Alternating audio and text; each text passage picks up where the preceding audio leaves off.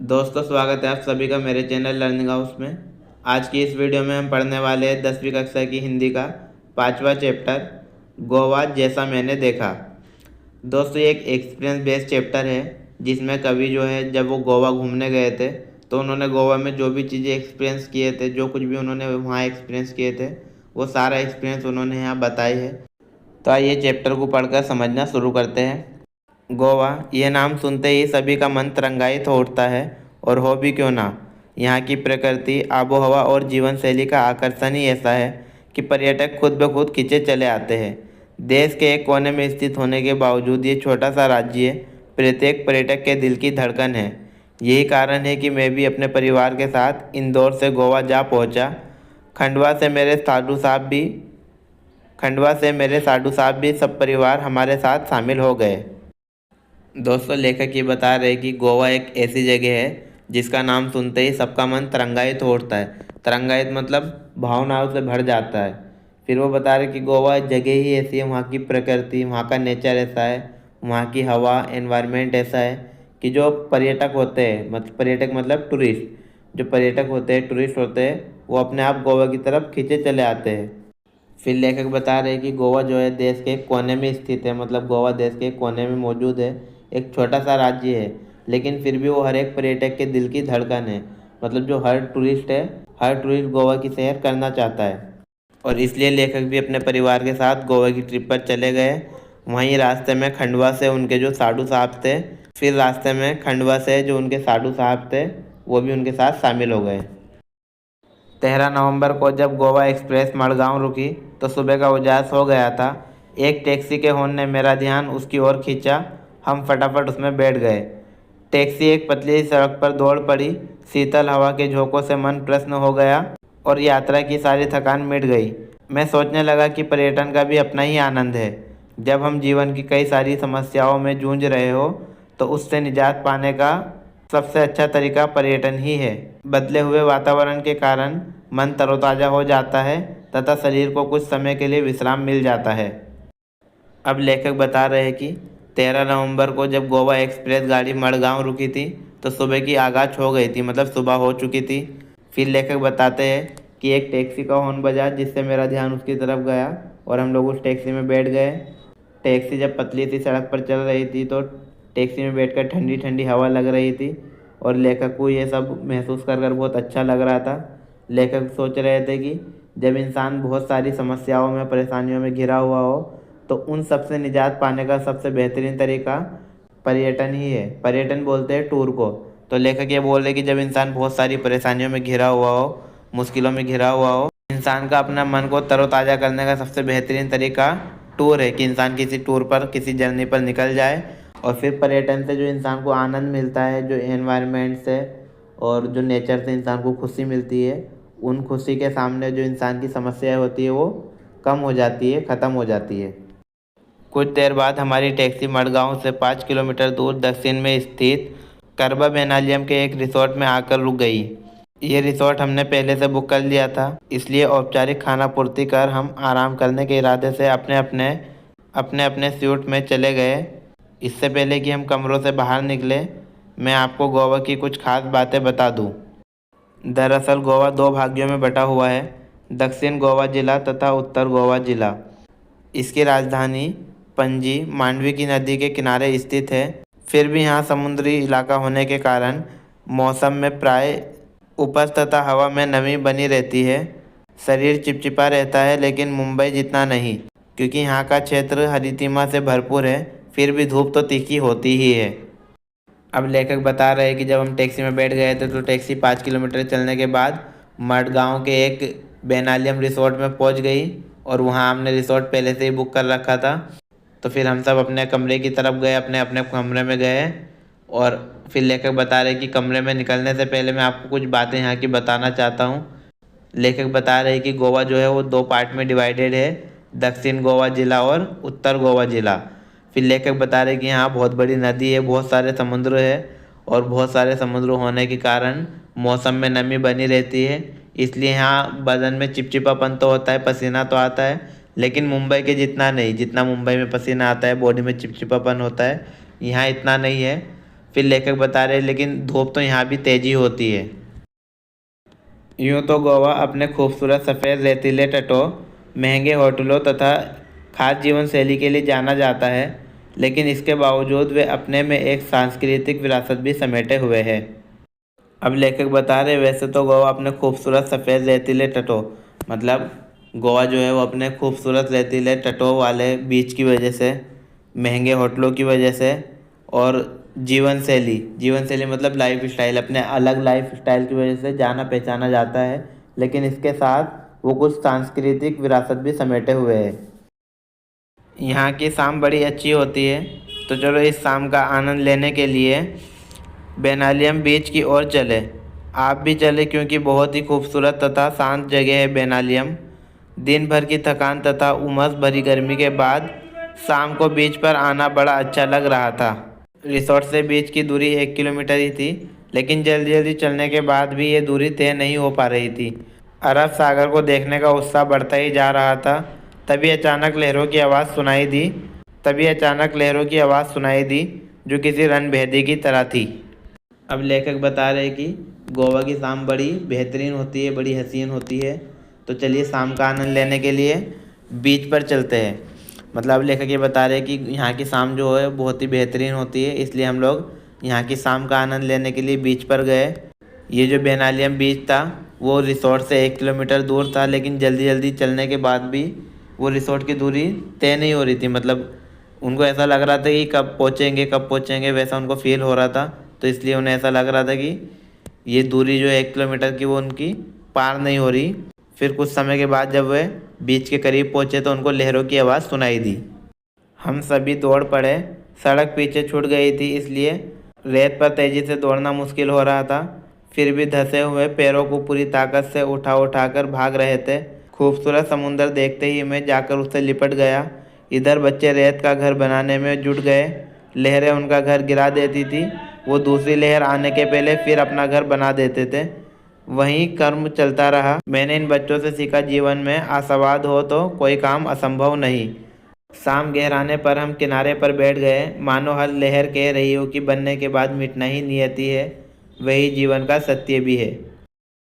अब लेखक बता रहे कि जब हमें लहरों की आवाज़ सुनाई दी और हम बीच पर पहुँचे तो हम सभी तेज़ी से बीच की तरफ दौड़ पड़े। सड़क पीछे छूट गई थी, रेती स्टार्ट हो गई थी, इसलिए रेत पर दौड़ना आसान नहीं था। पैर रेती में धंस रहे थे, लेकिन फिर भी हम पूरी ताकत से पैरों को उठा कर तेज़ी से बीच की तरफ दौड़ रहे थे। फिर लेखक बताते हैं कि खूबसूरत समुंदर को देखते ही मैं जाकर उससे लिपट गया और बच्चे रेत से घर बनाने लगे। लहरें आकर बच्चों का घर तोड़ती थी। बच्चे दूसरी लहर आने से पहले फिर घर बना लेते थे और बच्चों की इस उत्साह को देखकर मुझे ये लगा। अब लेखक बता रहे कि बच्चे के इस उत्साह को देखकर मैंने ये सीखा कि अगर इंसान इसी उत्साह के साथ काम करता रहे तो इंसान ज़िंदगी में कभी नाउम्मीद ना हो। फिर लेखक बता रहे जैसे ही शाम बीत गई तो हम समुंदर के किनारे बैठ गए और वहाँ जो लहरें आ रही थी उन लहरों को देखकर ऐसा लग रहा था जैसे वे लहरों ये कहना चाहती है कि बनने के बाद मिटना ही नियति है, यही दुनिया का नियम है। फिर लेखक बताते हैं कि यही ज़िंदगी का सच भी है कि जो इंसान बना है या जो भी चीज़ें बनी है उनको मिटना है।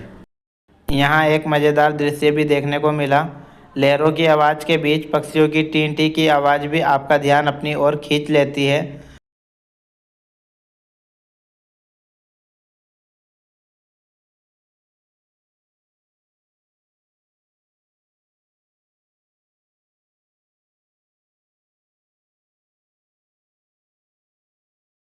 दरअसल ये पक्षी लहरों के साथ बहकर आई मछलियों का शिकार करने के लिए किनारे पर ही मंडराते रहते हैं, लेकिन जब तेज़ हवा के कारण ये एक दिशा में सीधे नहीं उड़ पाते तो सुस्ताने के लिए किनारे पर बैठ जाते हैं। यहाँ बैठे कुत्तों को इसी बात का इंतज़ार रहता है, मौका मिलते ही वे इन पर झपट पड़ते हैं, लेकिन बेचारे कुत्तों को सफलता कम ही मिल पाती है।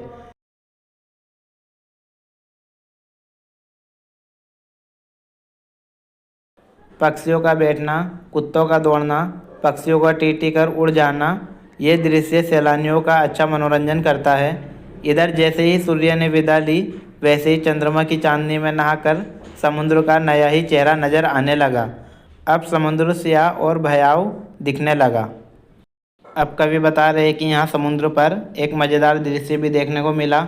जो लहरों की आवाज़ थी उनसे तो मज़ा आ ही रहा था, लेकिन लहरों की आवाज़ के साथ साथ पक्षियों की आवाज़, टींटी, पक्षियों का टींटी करना, फिर पक्षियों का समुद्र के किनारे पर बैठना और उन पर कुत्तों का झपट पड़ना, फिर पक्षियों का उड़ जाना, ये सब दृश्य देखकर भी मज़ा आ रहा था। लेखक बता रहे कि पक्षी जो है लहरों के साथ जो मछलियाँ बहकर आती है उनको पकड़ने के लिए वहीं आसपास मंडराते रहते हैं, लेकिन जब वो थक जाते हैं तो आराम करने के लिए समुद्र के किनारे पर बैठ जाते हैं। जैसे ही वो किनारे पर बैठते हैं तो वहाँ जो कुत्ते रहते हैं वो पक्षियों को पकड़ने के लिए दौड़ते हैं, लेकिन पक्षी उड़ जाते हैं। तो ये दृश्य भी बहुत मनोरंजन लग रहा था। जो भी पर्यटक वहाँ आए हुए थे उनके लिए एक अच्छा मनोरंजन था, सब इसका आनंद ले रहे थे। फिर लेखक बता रहे कि जैसे ही सूर्य ने विदा ली, मतलब सूरज डूबने लगा, सूरज चले गया, उसकी जगह पर फिर चांद निकला, तो समुद्र चांद में नहाकर, मतलब चांद की रोशनी से उसने अपना रूप बदल लिया। जैसा वो पहले नज़र आ रहा था अब वो वैसा नज़र नहीं आ रहा था, वो सियाह और भयावह नज़र आ रहा था। अगले दिन हमने बस से गोवा घूमने की योजना बनाई।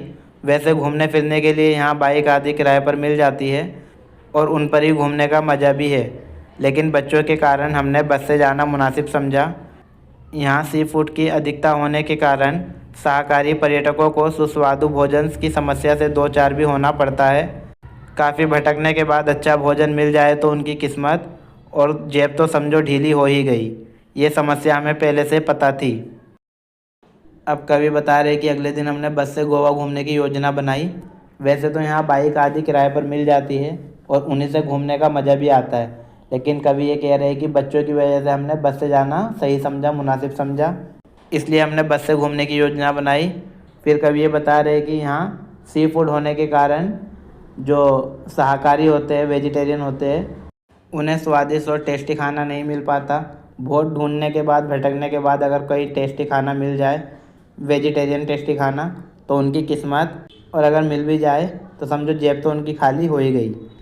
फिर लेखक बताते हैं कि मुझे ये समस्या पहले से ही पता थी, इसलिए हम अपने कमरे के किचन में ही भोजन करते थे। सबसे पहले हम अंजुना बीच पहुँचे। गोवा में छोटे बड़े करीब 40 बीच है, पर प्रमुख 7 या 8 ही है। अंजुना बीच नीले पानी वाला, पथरीला, बहुत ही खूबसूरत है। इसके एक और लंबी सी पहाड़ी है जहाँ से बीच का मनोरम दृश्य देखा जा सकता है। समुद्र तक जाने के लिए घोड़ा नीचे उतारना पड़ता है। नीला पानी काले पत्थरों पर पहाड़ खाता रहता है। पानी ने काट काट कर इन पत्थरों में कई छेद कर दिए हैं, जिससे ये पत्थर काफ़ी कमज़ोर हो गए हैं। साथ ही समुद्र के काफ़ी पीछे हट जाने से कई पत्थरों के बीच पानी भर गया है। इससे यहाँ काई ने अपना घर बना लिया है। फिसलने का डर हमेशा बना रहता है, लेकिन संघर्षों में ही जीवन है, इसलिए यहाँ घूमने का भी अपना अलग ही आनंद है। यहाँ युवाओं का दल तो अपनी मौज मस्तियों में लगा रहता है, लेकिन परिवार के साथ आए पर्यटकों का ध्यान अपने बच्चों को खतरों से सावधान करते हुए दिशा निर्देश देने में ही लगा रहता है। अब लेखक ये बता रहे हैं कि सबसे पहले हम अंजुना बीच पहुँचे। फिर वे अंजुना बीच की विशेषताएं बता रहे हैं। वे बता रहे हैं कि अंजुना बीच जो है वो नीले पानी वाला है, पथरीला है और बहुत ही खूबसूरत है। उसकी एक तरफ लंबी पहाड़ी है जहाँ से समुद्र का दृश्य बहुत ही खूबसूरत नज़र आता है, और समुद्र की लहरें जो है वो बार बार पत्थरों पर आती है, जिसकी वजह से पत्थरों में होल हो गए और पत्थरों में पानी भरने की वजह से उस पर काई जम गई, इसलिए पत्थरों से फिसलने का डर हमेशा बना रहता है। लेकिन फिर वे कह रहे हैं कि इस डर के आगे, इस स्ट्रगल में ही ज़िंदगी का असली मज़ा है, इसलिए यहाँ मज़े आते हैं, आनंद लेते हैं सब। और फिर वे बता रहे हैं कि जो युवा होते हैं, मतलब जो नौजवान यहाँ घूमने आते हैं, वे तो अपनी मौज मस्ती में लगे रहते हैं, जो अपने फ्रेंड सर्कल में आते हैं, लेकिन जो परिवार के साथ आते हैं, अपने बच्चों के साथ आते हैं, तो अपने बच्चों की सुरक्षा के लिए फ़िक्रमंद रहते हैं, बार बार उन्हें समझाते रहते हैं, उनका ध्यान बस उनकी सुरक्षा में ही लगा रहता है। मैंने देखा है कि समुद्र किनारे होते हुए भी बेनालियम बीच तथा अंजुना बीच का अपना अपना सौंदर्य है। बेनालियम बीच रेतीला तथा उथला है। ये मछुआरों की पहली पसंद है। यहाँ सुबह सुबह बड़ी मात्रा में मछली पकड़ी जाती है, लेकिन मज़े की बात यह है कि इतनी सारी मछलियाँ पकड़ी जाने के बाद भी बाज़ार में ही बेची जाती है। इनका निर्यात बिल्कुल भी नहीं होता। इसके विपरीत अंजुना बीच गहरा और नीले पानी वाला है। ये बॉलीवुड की पहली पसंद है। यहाँ कई हिट फिल्मों की शूटिंग हुई है। दोनों बीच व्यावसायिक है, पर मूल अंतर व्यवसाय की प्रकृति का है। इसके बाद हम लोग दिन भर पणजी शहर देखते रहे। अब लेखक यहाँ दो बीच का कंपैरिजन करके दोनों की तुलना कर रहे हैं। अंजुना बीच और बेनालियम बीच की तुलना कर कर वे दोनों की विशेषताएं बता रहे हैं। लेखक बता रहे हैं कि जो बेनालियम बीच है वो रेतीला और उथला है, मछुआरों की पहली पसंद है। यहाँ सुबह सुबह बड़ी मात्रा में मछली पकड़ी जाती है और वह मछली वहीं बाज़ार में बेची जाती है। जो अंजुना बीच है वो नीले पानी वाला और गहरा बीच है और वो बॉलीवुड की पहली पसंद है। वहाँ कई सारी हिट फिल्मों की शूटिंग हुई है। तो लेखक दोनों बीच की विशेषताएं बता रहे हैं। फिर लेखक बता रहे हैं कि ये दोनों बीच घूमने के बाद पूरा दिन वे पणजी शहर देखते रहे। घूम फिरकर शाम को कलिंगवुड बीच पहुँचे। ये काफ़ी रेतीला और गोवा का सबसे लंबा बीच है, 3 से 4 किलोमीटर तक फैला है। यहाँ पर्यटक बड़ी संख्या में आते हैं। यही कारण है कि यहाँ के स्थानीय लोगों के व्यवसाय का केंद्र भी है। यहाँ कई प्रकार के वाटर स्पोर्ट्स होते हैं, जिनमें से कुछ तो हैरत अंगेज होते हैं, जिन्हें देखने में ही आनंद आता है। आप भी अपनी रुचि के अनुसार हाथ आजमा सकते हैं। मैंने कई खेलों में हिस्सा लिया, लेकिन सबसे अधिक रोमांच मुझे पैराग्लाइडिंग में ही आया। काफ़ी ऊंचाई से अथाह जलराशि को देखना जितना विस्मयात्मक है, उतना ही भयावह भी। दूर दूर तक पानी ही पानी, तेज़ हवा और रस्सियों में लटके हम यानी मैं और मेरी पत्नी दोनों डर भी रहे थे और खुश भी थे। डर इस बात का था कि छूट गई तो समझो गए। खुशी इस बात की कि ऐसा रोमांच दृश्य पहली बार देखा। सचमुच अद्भुत। अब कवि ये बता रहे, दिन भर घूमने के बाद शाम को हम कलिंगवुड बीच पर पहुँचे। कलिंगवुड बीच जो है वो गोवा का सबसे लंबा बीच है और बहुत ही रेतीला है। फिर वे बता रहे हैं कि यहाँ पर्यटक जो है, टूरिस्ट जो है बहुत बड़ी संख्या में आते हैं और इसलिए जो वहाँ के रहने वाले लोग हैं वो उनका व्यवसायिक केंद्र भी है, मतलब वहाँ के लोगों का एक बिजनेस स्पॉट है वो। फिर वे बता रहे हैं कि मैंने बहुत सारे खेलों में पार्टिसिपेट किया, लेकिन सबसे ज़्यादा जो मज़ा आया मुझे पैराग्लाइडिंग में आया। मैं और मेरी वाइफ हम दोनों हवा में लटके हुए थे। ऊपर से पानी को देखने का नज़ारा बहुत ही खूबसूरत लग रहा था।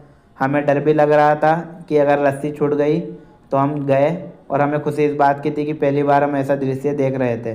फिर लेखक बताते कि ये सब कुछ बहुत ही अद्भुत था।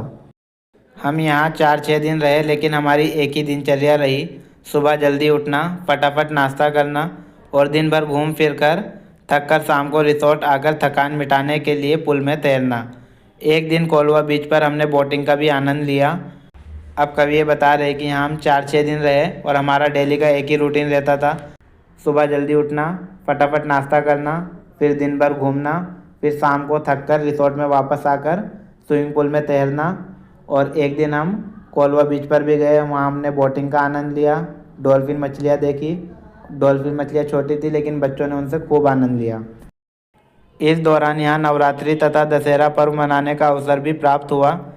उत्तर भारत में जिस तरह हर घर गली मोहल्ले में दुर्गा माँ की घट स्थापना कर लड़कियों द्वारा गरबा पर्व मनाया जाता है, ऐसा ही यहाँ भी होता है। रावण का पुत्र। सुबह से लोग अपने वाहनों की सफाई कर उनकी पूजा करते हैं। फिर भगवान की एक पालकी मंदिर ले जाई जाती है। इसके बाद एक विशेष पेड़ की पत्तियाँ तोड़कर एक दूसरे को बधाई देते हैं। सबकी अपनी अपनी सांस्कृतिक परंपराएं हैं। अब लेखक बता रहे कि इस दौरान हमें यहाँ नवरात्रि और दशहरा मनाने का अवसर प्राप्त हुआ। फिर वे बता रहे जिस तरह से जो ये उत्सव उत्तर भारत में मनाए जाते हैं, उसी तरह से सेम ये यहाँ भी मनाए जाते हैं। लोग सुबह सुबह उठकर अपने वाहनों की पूजा करते हैं। सबकी अपनी अपनी सांस्कृतिक परंपराएं होती है। इतने कम दिनों में मैं गोवा को पूरा देख समझ तो नहीं पाया, पर इतना मुझे समझ आ गया कि पश्चिमी फैशन और सभ्यता में रचा बसा होने के बावजूद वह भारतीय संस्कृति को पूरी तरह से अपनाए हुए है।